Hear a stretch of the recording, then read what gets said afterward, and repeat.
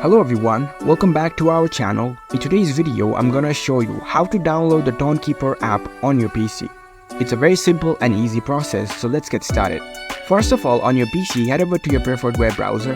Once you are in the browser, tap on the search box and type in Tonkeeper app download for PC. In the search results, you'll find the official website of Tonkeeper. Here at the top, you can see tonkeeper.com. So this is the official one. Click on it. Over here, you can find different download options. You can choose according to your device. If you're using Apple, you can choose for Mac OS. For Windows, you can choose this option. And for Linux, this option. I'm on my Windows, so I'm going to select for Windows option. Just click on this link. You can give a name to this download file and just save on it. As you can see, the setup file is downloaded completely. Next up, you need to open this file. You can go to its file location. Here you can see the setup file is already downloaded into your device.